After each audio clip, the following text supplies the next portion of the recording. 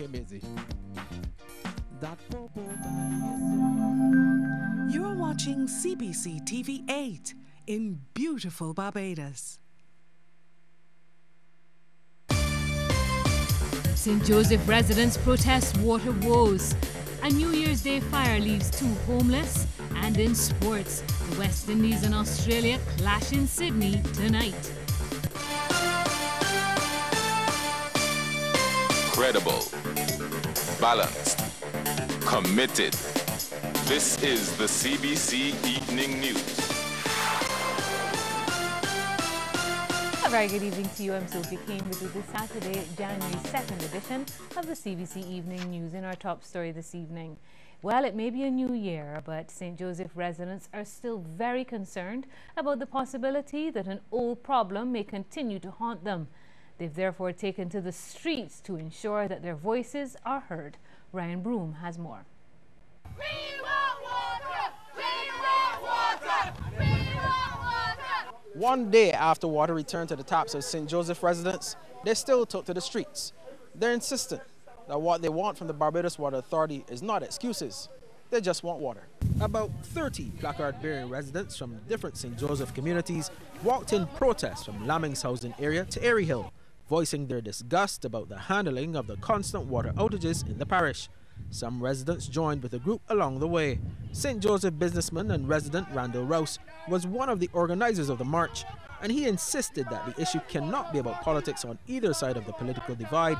Rather, it must be about residents' access to the basic resource. Persons try to make it a political issue, but this effort here is to impress on the Barbados Water Authority that we, the people of St. Joseph, need them to place up here as a priority, because the times that we are suffering to get water is really unacceptable. Can you imagine 23 days without water being run at your tap, right? And for the first time in those 23 days that the water came on to the taps with pressure is yesterday. Meanwhile, residents say that they've been feeling the impact in different ways. This morning, I washed my clothes this morning, so I don't know how long it can last for. You know what I'm saying? So only take a chance to wash your clothes now, because I know when that's going to turn it off now. Maybe for another 23 days or so. The month in front, call it October, it was October, right? October bill was $40-some, then $85. And you ain't getting the water. Like you think you won't mind if you're paying the money, but if you're getting water, but you ain't getting the water. I was bred and born in Airy Hill for 59 years, and this is the worst Christmas I've ever had. I has never baked ham, turkey, or anything. I had no water to look after those things. I'm a diabetic, first of all. I have a brother that's sick I have to look after and have no water. You have to be pulling water from here to Lamins, because I closed my house down so I could take care of my brother, and I had no water. Additionally, one of the organizers of the march, Jacqueline Wilkinson, believes St. Joseph residents should be either given 0 bills for the outage period or given discounts on their bills that reflect the duration of the outages. No, not this month, from November. From November and early October. And Mr. Rouse is also backing that call for discounted water bills. I believe that we should be given a discount. If 23 days out of 30 days you do not receive water, I don't see why you should pay the full bill. You're paying for a service that you're not getting. So heading forward into 2016, the residents of St. Joseph are clear. What they want, it's water. Reporting from Airy Hill in St. Joseph, Ryan Broom, CBC News. Thank you, Ryan. Well, 2016 has not started well for 2 Jackson St. Michael residents. Just before 2:30 yesterday afternoon, fire destroyed the wood and brick house where Gordon August and Shelton Johnson lived for 7 years and 6 months, respectively. 8 fire officers and 2 tenders from Probin Street responded to the blaze. Both men told CBC they lost all of their possessions in the blaze. I was lying down here sleeping, and my roommate here, she tell me I was fire, right? And I run through the front door and run out, and I see a fire through the roof and start blaze. And when I can't I run out, I start crying and hollering, screaming out. And then when I try to knock the window for get back, for get like my passport and tools, because I can't I got real tools, right? And try to get some important document, I couldn't get back in there. It was eat and smoke to me, I run. All I get up in the back sauce, want to fill in my pants now, and a woman give me a short. And I save nothing save. I just get for save a couple of clothes because I rush him back the house, because boy can't, when I rush him back, I rush out first, then I rush him back. I could just throw something through the window. But when I go for rush, he was outside. Yeah. So when I go for rush, him back now. When I go for go out for get into the room now, I couldn't get him because he hit. So I had to end up with now jump through the same window. And it spread real fast. Yes, it spread real fast. Meantime, fire officials are yet again urging residents to be careful in their homes. Be more careful about about the simple household things, like making sure that you don't leave your stove unattended, and especially this time where you could easily fall asleep. Things like that we want to make sure that people are aware of. Well, in other news, the Pinelands community will not be left out of celebrations marking Barbados' 50th year of political independence.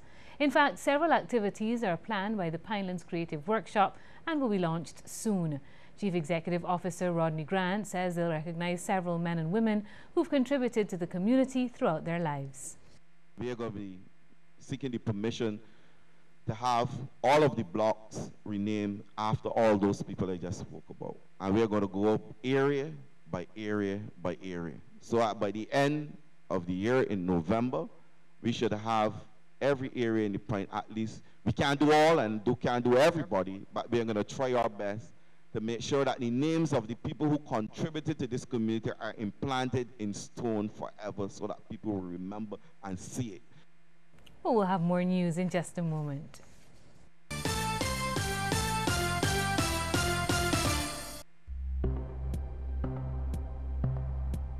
Life happens in a second, and we've seen 5.5 billion of them. 175 years of life's moments, all added up. With every tick of the hand, Sagicor will be there to turn those seconds into decades of prosperity. Sagicor, 175 years of wise financial thinking for life. This week on Rejoice and Sing, there's no one else like her. From her fashion, presentation is a beautiful thing, especially when you're representing the King of Kings and the Lord of Lords. To her voice, I don't have a car, all I have is the love of my Lord. she's been called the grandmother of gospel music of Barbados. She is Sister Marshall, our special guest on Rejoice and Sing. You don't want to miss her story. I remember waking up a night and discovered that I felt within myself that I was not loved. I felt used, and somebody had thrown me on the dump heap. Don't miss Rejoice and Sing, brought to you with the good wishes of Sewing World's department store and Black Image Cosmetique for all your curtain needs this holiday season. Perhaps the most iconic tree in Barbados, even after you talk about the coconut tree, the cabbage palm, the mahogany, the casuarina, the most iconic tree in Barbados is, of course, the breadfruit tree. Some Barbadians would believe is a Barbadian original. No, it is not. It is not even a Caribbean original. Trees, the Silent Sentinels, Sunday at 7:30 p.m., repeated on Saturday at 6 p.m. Trees, the Silent Sentinels.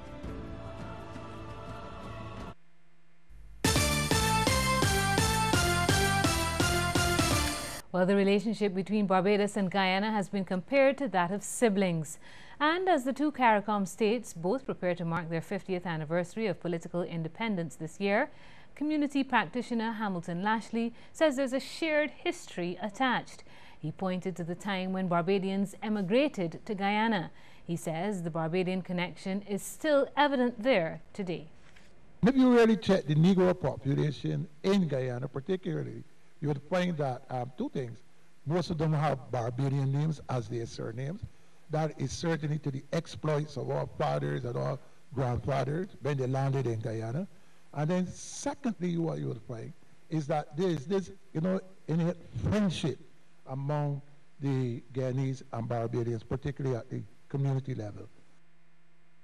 Well, Mr. Lashley was speaking at the Parkinson Field Community Centre during a special celebration in commemoration of the 50th anniversary of both nations.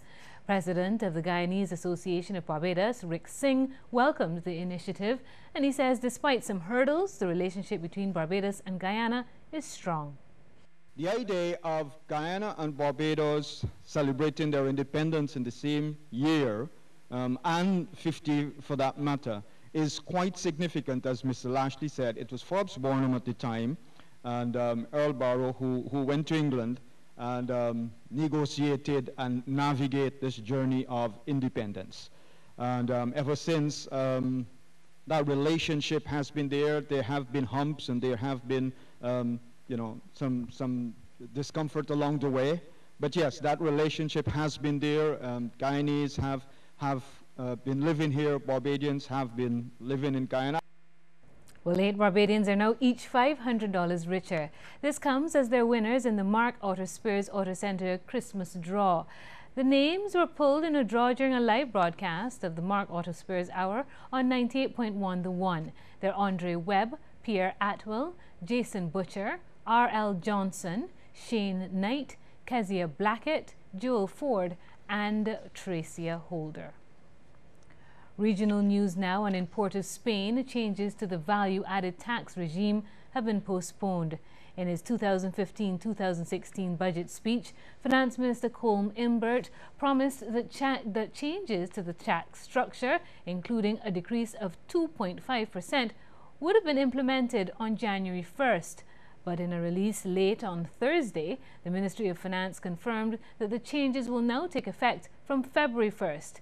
The ministry says that the delay is a consequence of the necessary changes required to the overarching legislation. The government intends to introduce the proposed amendments to the Finance Act 2016 on the 8th of January. The ministry will also publish the new list of exempt and non-exempt consumer products on that day. Further afield now, and Saudi Arabia has executed the prominent Shia cleric Sheikh Nimar al-Nimar. He was among 47 people put to death after being convicted of terrorism offences. Sheikh Nimar was a vocal supporter of the mass anti-government protests that erupted in the eastern province in 2011, where a Shia majority have long complained of marginalization. Shia-led Iran responded immediately, saying that Saudi Arabia would pay, quote, a high price, end quote, for the execution. A foreign ministry spokesman said Riyadh supports terrorists while executing and suppressing critics inside of its own country. The sports news is next. Please stay with us. Countdown to 50. Historic Bridgetown East Garrison is Barbados' first UNESCO World Heritage Property. And as we celebrate our 50th year of independence, we need to be proud of what we have achieved in these 400-year-old streets that speak to our heritage as a people, our culture, our cultural practices, our cultural organizations. It is 333 days to our 50th anniversary of independence. We always knew it, and December's systematic survey confirms it. The majority of Barbadians are watching CBC TV8 between 7 and 10 p.m. That's a prime-time audience that spans all socio-economic groups. So when you really want to reach an audience, then there's no better option than CBC. CBC TV8, your nighttime market leader. Get free Facebook and Instagram with any new Digicel 4G data plan with Barbados' fastest 4G network. Digicel data. Digicel data for life. Oh, yeah. Data for life.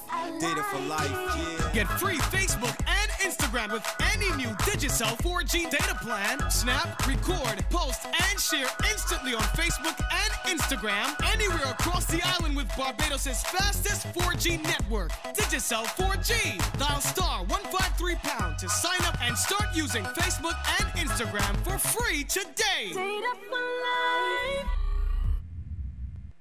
Very good evening to you with the CBC Sports News. I am Damien Best. Well, Australia can complete a clean sweep of their Test series against West Indies with victory in the third match at the SCG. Already leading 2-0 and securing the Frank Worrell Trophy, The Aussies have handed the visitors 2 heavy defeats. The first test by an innings and 212 runs, and the second by 177 runs. Let's take a look at what has gone wrong for the Windies. We've traveled 12,000 miles, and it's different. You have jet lag, you have the heat, the hardness of the ground, and it's just getting accustomed to a lot of things. And I think 2 4-day games would have probably put us in good stead. If we keep making excuses for failing, then West Indies cricket will die a natural death, at least in the test format. Most cricket fans never expected the regional side to defeat Australia in the 3-match series. What we wanted to see were improvements in both the batting and bowling departments. But in technology terms, we're currently buffering, stuck at 1% and going nowhere fast. The top 5 batsmen, minus Darren Bravo, in their last 8 innings have mustered just 634 runs. Bravo has scored 358 on his own. Even more disheartening, there have been 15 scores below 10 in the last 4 tests, with one batsman, that's Bravo, registering a century. The composition of the West Indies team for this final match at the SCG will be interesting.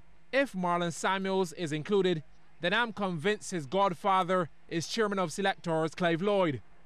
His dismal form of late and attitude on the field warrant some time on the bench.